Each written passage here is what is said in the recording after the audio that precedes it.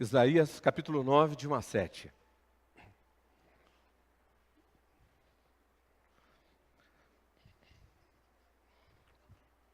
Diz assim: Contudo, não haverá mais escuridão para os que estavam aflitos. No passado, ele humilhou a terra de Zebulon, Naftali, falando que Deus permitiu que a nação de Israel passasse por algumas situações difíceis, mas no futuro honrará a Galiléia dos gentios, o caminho do mar, junto ao Jordão. O povo que caminhava em trevas viu uma grande luz. Sobre os que viviam na terra da sombra da morte, raiou uma luz. Fizeste crescer a nação e aumentaste a sua alegria. Eles se alegram diante de ti como os que se regozijam na colheita. A colheita, no contexto da nação de Israel, era uma festa, né? É sinal de abundância na alimentação. Então, eles comparam a alegria de ver o que estava acontecendo com a alegria da colheita. Como os que exultam quando dividem os bens tomados na batalha. Pois tu destruíste o jugo que os oprimia, a canga que estava sobre os seus ombros, e a vara de castigo do seu opressor, como no dia da derrota de Midian. Pois toda bota de guerreiro usada em combate, e toda veste revolvida em sangue, serão queimadas, como lenha no fogo. Por quê? Talvez pudesse surgir a pergunta, e a resposta está aqui. Porque um menino nos nasceu, um filho nos foi dado, e o governo está sobre os seus ombros. E ele será chamado Maravilhoso Conselheiro, Deus Poderoso, Pai Eterno, Príncipe da Paz. Ele estenderá o seu domínio e haverá paz sem fim sobre o trono de Davi e sobre o seu reino, estabelecido e mantido com justiça e retidão, desde agora e para sempre. O zelo do Senhor dos Exércitos fará isso. Amém? Até aí. Então, como dissemos, a celebração do Natal não há como você pensar em Natal de Jesus sem você se lembrar da promessa. Quer dizer, isso está tudo interligado. E também não há como nós não pensarmos na expectativa gerada pela promessa. Aquela promessa de Gênesis, ela é reforçada aqui em Isaías. E a gente precisa lembrar um pouquinho do contexto da nação de Israel. Nessa época, uma nação oprimida pelo jugo de um império castrador, que violentava frontalmente a identidade dos seus dominados, tentava extinguir a cultura dominada, e debaixo desse jugo, eles começam a ouvir esse tipo de promessa. É interessante que nós falamos que a questão de promessa nos nossos dias é uma coisa muito questionável, né? Porque muitas promessas são feitas e poucas são cumpridas, quase nenhumas. Principalmente quando chega na época das eleições, ouvimos tantas promessas. Mas nós afirmamos aqui que quando falamos a respeito daquilo que sai da boca de Deus, nós não temos que colocar isso em xeque, porque Deus não é homem para mentir. Diz a própria palavra, e nem filho de homem para se arrepender. Ou seja, o que ele fala, ele cumpre. E quando você olha para a promessa, ela começa a ecoar no coração de alguém que está sobre aflição, e de repente ele começa a avisar, olha, a sua aflição vai acabar. O que isso produz no coração dessa pessoa? Esperança, aguça expectativa, aquela expectativa de quando vai chegar a minha hora, quando isso vai acontecer, porque eu anseio por isso. Havia uma condição de opressão, de aflição, de sofrimento, de dor, de perda, quase perda de identidade, de escravidão, mas a profecia vem como uma fala que soa bem aos ouvidos, dizendo, olha, o tempo disso vai acabar, quer dizer, isso vai ter um fim. Esse processo de dor vai terminar. Nós falamos aqui no domingo passado que nós precisamos tomar cuidado com as promessas bíblicas que às vezes nós usamos indiscriminadamente, né? Aqui a gente pode até ampliar essa promessa de Isaías aqui, essa declaração de Isaías, que gera essa expectativa da possibilidade do livramento, porque nós estamos de um lado e uma distância dessa profecia, que conseguimos já enxergar algumas coisas que já até se cumpriram, não é verdade? Jesus já veio. Quando essa profecia foi declarada aqui por Isaías, pelo menos 8 séculos antes de Jesus ter nascido, era novidade, e aquilo caiu numa situação nos ouvidos de um povo que estava realmente oprimido, era uma coisa literal. E eles tinham essa expectativa, tanto que a pergunta, quando Jesus se autoproclamava como Messias, será esse mesmo Messias? Porque havia expectativa, gerada por essas profecias. Havia esperança de que o jugo da escravidão fosse quebrado de uma vez por todas. Quando viram João Batista, com tanto poder, com tanta autoridade no falar, será que não é ele? E aí a coisa tinha que ficar clara, Jesus explicava, João explicava, porque havia um anseio, uma expectativa foi gerada no coração daquela nação, de que o cenário mudasse. Mas essa expectativa, ela pode ser ampliada, ela se torna mais abrangente e mais profunda, porque nós olhamos de cá e já sabemos que Jesus Cristo já veio, e não muda, porque qual é a condição da humanidade sem Cristo ainda hoje?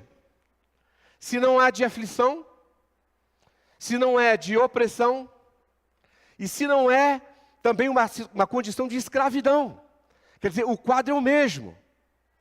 Não é uma questão política, não existe um império estabelecido, pelo menos oficialmente, né? Mas existe uma condição da humanidade de aflição, onde as pessoas de alguma forma buscam saciar uma sede que não sabem explicar de quê. Correm para todo lado procurando saciar uma fome que não sabem explicar do quê. E conquistam os seus ideais, os seus projetos profissionais, relacionais, constituindo família, gerando filhos, adotando filhos e conquistando títulos, mestrados, doutorados, e parece que o vazio só aumenta. Porque quanto mais acumula coisas, mais a sensação de vazio aumenta. E a sensação de escravidão, que não é só uma sensação, é uma realidade espiritual.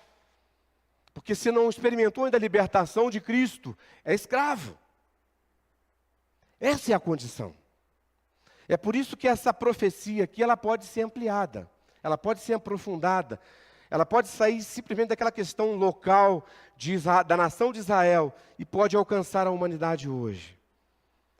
Ou seja, a possibilidade da aflição ser contida, a possibilidade de libertação, a possibilidade de cessar esse processo de escravidão.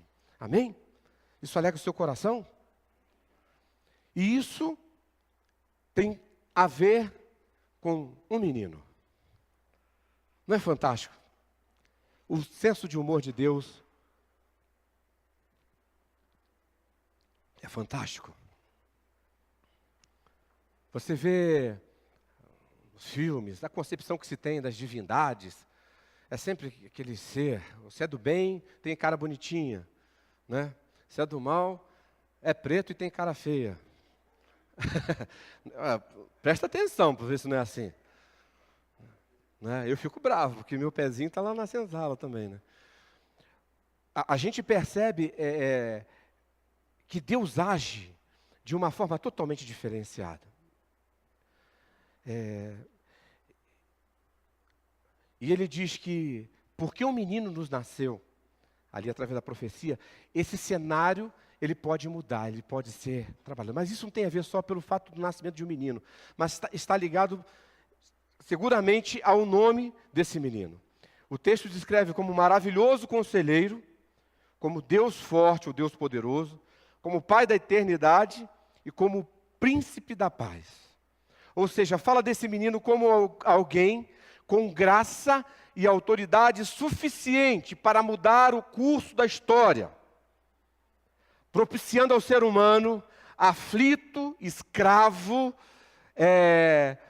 amarrado, travado e preso, a possibilidade, através do novo nascimento, de experimentar uma nova vida. Por isso, não dá para a gente pensar em Natal, para nós, Igreja do Senhor, pensarmos em Natal somente nos sininhos de Belém, no velhinho do ho-ho-ho, né? Natal tem que ter esse sentido, porque o Natal por si só, a celebração do Natal, ela evangeliza. E nós precisamos entender e pensar no Natal como o tempo de expectativas cumpridas. O Natal de Jesus, o nascimento de Jesus, diz que expectativas guardadas no coração do ser humano podem ser cumpridas, sim. Podem ser cumpridas. Lá no verso 1 fala de uma expectativa. A expectativa de esperança de glória para os aflitos. Nós vivemos tempos de aflição, não vivemos, irmãos? É como, por exemplo, uma pessoa, a vida tem se tornado assim uma situação complexa, porque você vive como a gente acaba vivendo como uma pessoa que mora numa região sujeita a alagamento. A questão não é se vai alagar, é quando vai. E fica-se aquela expectativa. Essa semana, 2 amigos meus foram assaltados. Arma na cabeça. Graças a Deus, nenhum dos 2 sofreu nada. Mas o carro foi levado, as coisas foram levadas. Não é terrível isso? A questão não é o seguinte, a gente vive com essa sensação de que a questão não é se vai ou não acontecer comigo. A sensação que a gente acaba vivendo é quando vai acontecer. Não é verdade? A situação que eu estou passando em relação ao meu filho, estamos numa caminhada. Que pai espera passar por isso? Nenhum. Algumas situações que alguns de vocês estão vivendo em áreas na sua vida, às vezes vem até aquela sensação, a gente se pergunta, poxa, mas eu fiz, a gente estava falando isso na nossa classe ali, eu fiz o que a cartilha mandou, mas por que não funcionou? Aqueles livros americanos, 10 passos para, 5 ações para. Aí a gente acha que se fizer aquilo vai dar tudo certo. Não vai dar tudo certo, não é bem assim que funciona. Então são tantas situações, por tudo isso, a mesma aflição que consumia o coração da nação de Israel, oprimida pelos babilônios, depois pelos romanos, por tantos impérios que os dominaram, sufocaram, é a mesma aflição que está no coração do ser humano hoje. E é uma aflição que o ser humano não pode resolver. Você não pode resolver isso. Você não tem como. Vou andar de carro blindado, tá, e daí? Vou cercar minha casa de com cerca elétrica, com ela. Tá, e daí? Vou morar em apartamento, tá, e daí? Você percebe? Estou falando só dessa questão da segurança, mas existem outras questões, por exemplo, essa questão de doenças diferentes que nós vivemos. E qualquer coisinha é câncer. Qualquer coisinha, são doenças graves, doenças estranhas que não são conhecidas. Nós vivemos um tempo que isso tudo gera aflição no nosso coração. Ou é só no meu? No seu também? Mas eu não estou aqui fazendo um discurso pessimista, para deixar você afundado, para todo mundo sair daqui, ó. Hoje assim, né? Ó vida, ó dia, né? Mas essa é uma realidade.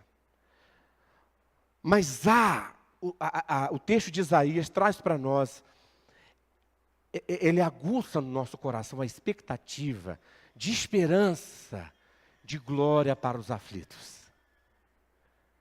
Você é um aflito? Hã?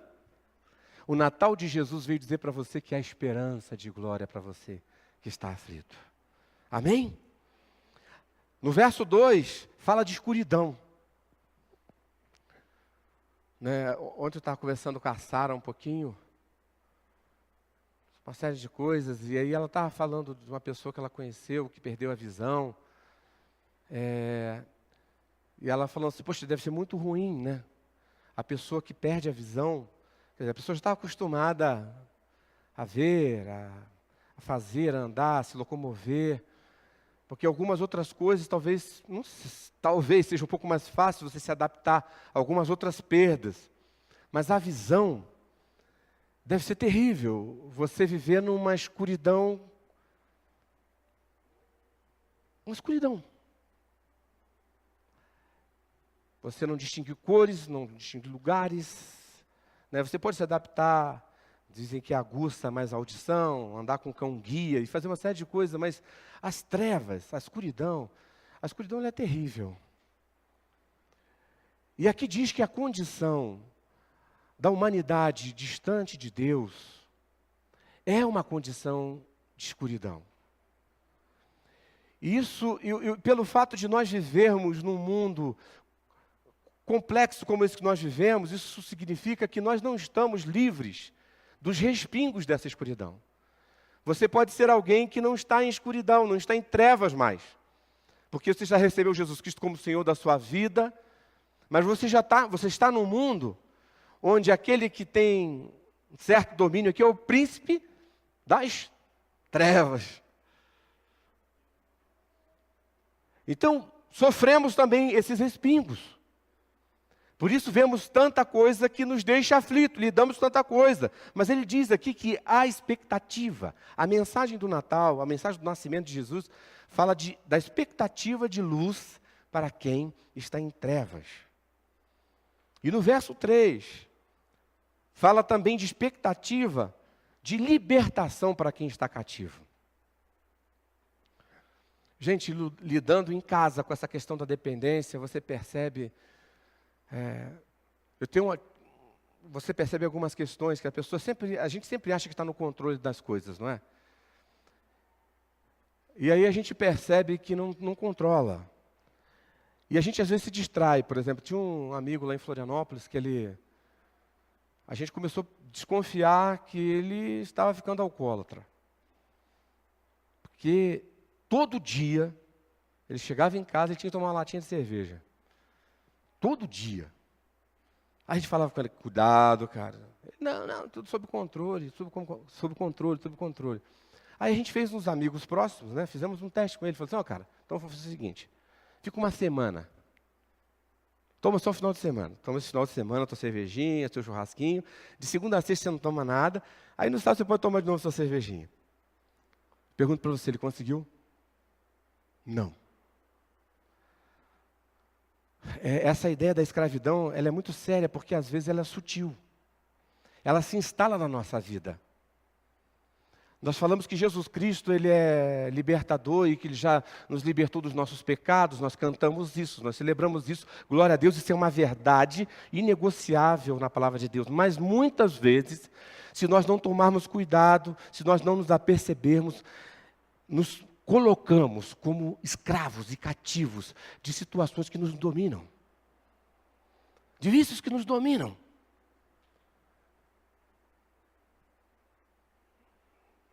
E às vezes estamos cativos, estamos escravizados pelo trabalho, pela igreja, pelo dinheiro, pelo sexo, por imagens relacionadas a sexo, pelo poder, ainda que seja poder tupiniquim, são tantas coisas que às vezes vão se assenhorando da nossa vida e colocam algemas nas nossas mãos e nos prendem, e às vezes nós nos damos conta de que estamos assim. E algumas até contra as quais nós lutamos, e você até talvez tenha consciência de que você tem lutado contra algo que te escraviza de alguma forma. Mas eu quero dizer para você que o Natal de Jesus, ele vem dizer para você, não é Jingle Bell. Ele vem dizer para você o seguinte, a sua expectativa de libertação para aquilo que o escraviza é possível, ela pode ser cumprida.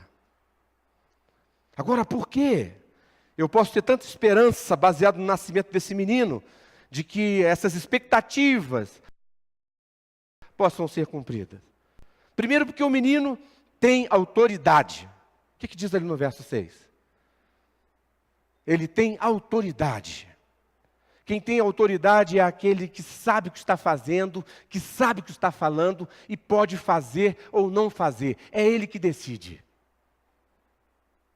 É assim que o menino nasceu. Cheio de toda a autoridade. Segundo a proposta lá da profecia de Gênesis, esse que viria, para pisar a cabeça da serpente, ele procederia de Deus. Apesar de ser nascido de mulher, era Deus e seria revestido de autoridade sobre tudo e sobre todos. Eu vou dizer para você, o dia que você negociar a soberania de Deus sobre a tua vida e sobre tudo, sobre todos, a casa cai. A casa cai.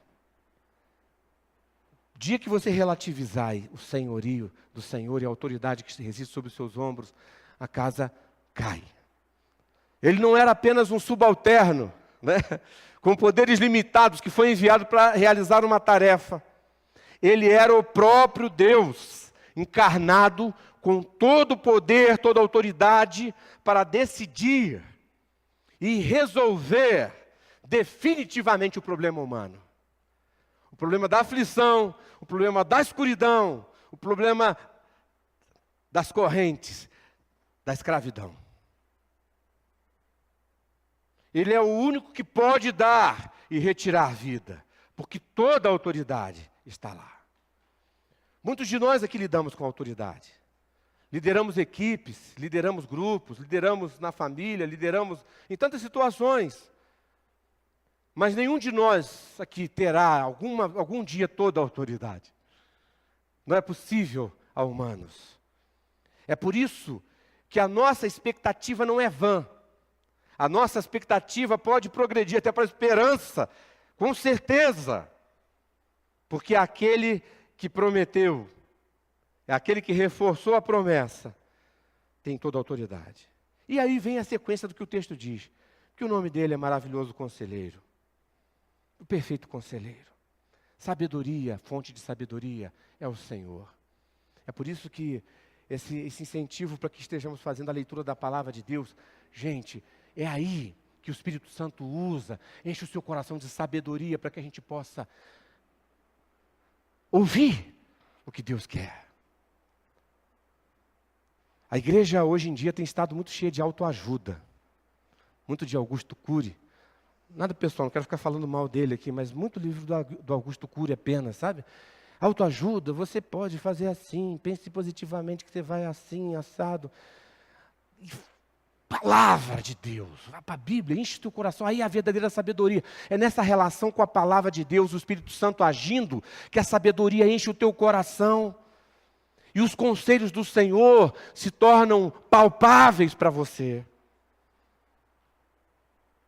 Porque a aflição, a escravidão, a escuridão pode ser rompida, porque eu posso ter expectativas em relação a isso, porque o nome do menino também é Deus forte.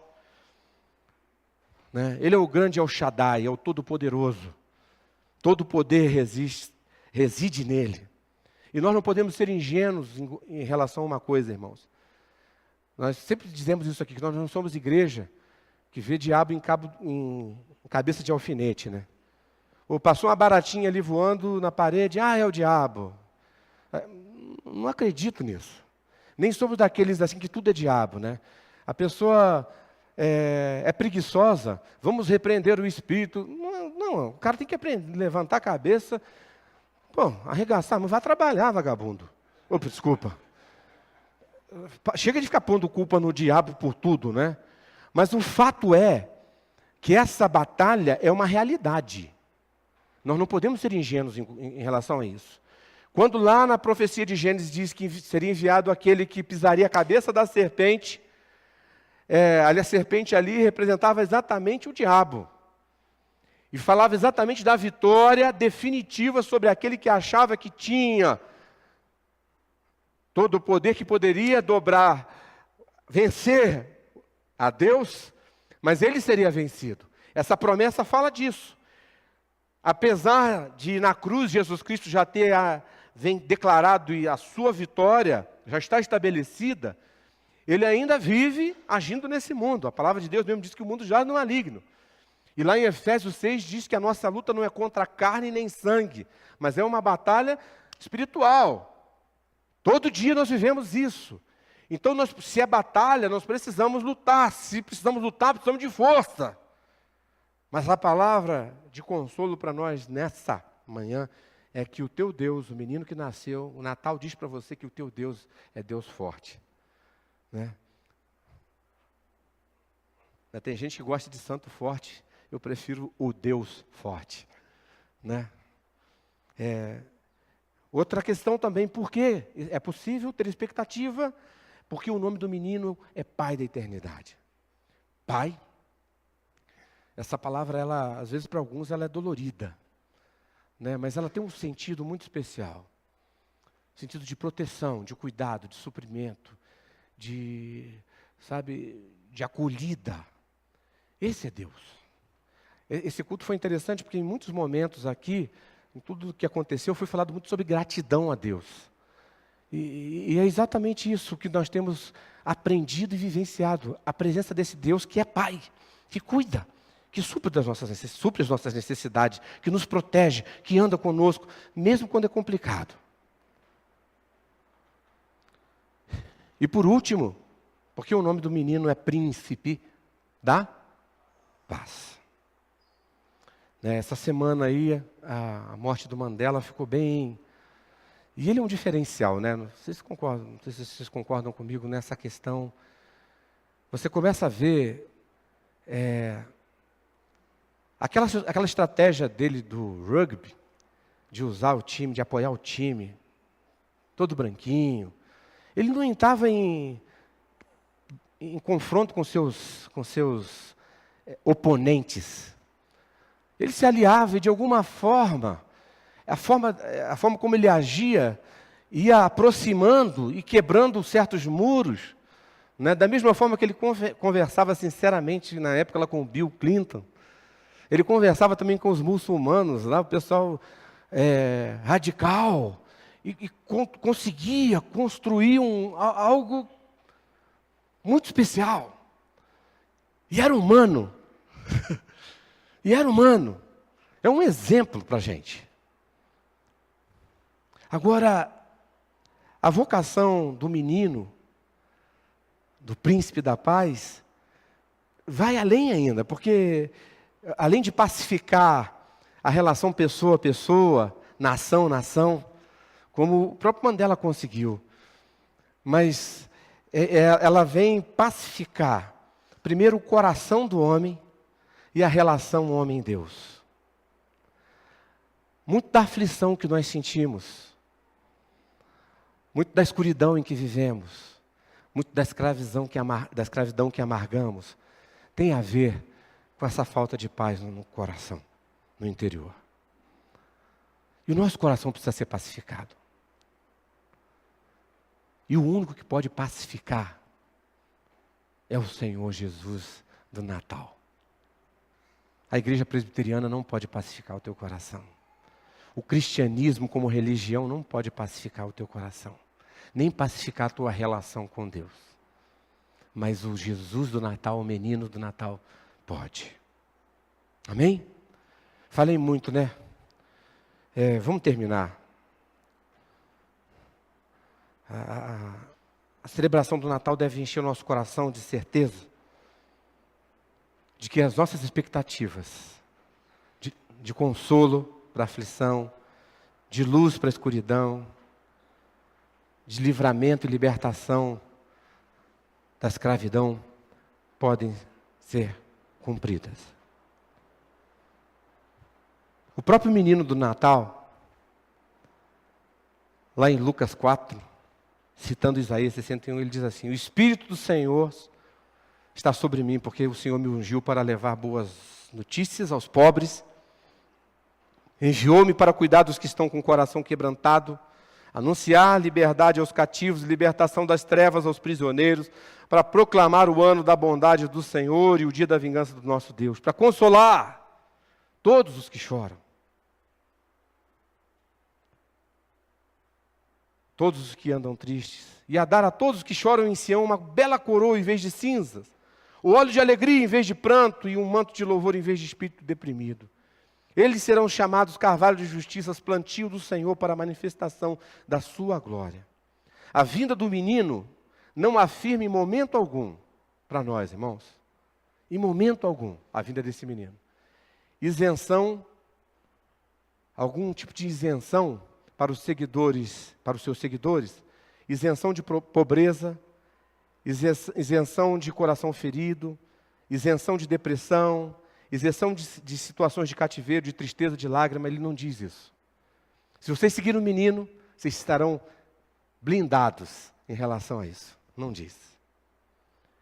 Mas deixa clara a promessa de que esse menino que veio é suficientemente poderoso para abrandar essas coisas no nosso coração e nos consolar quando passamos por qualquer uma delas.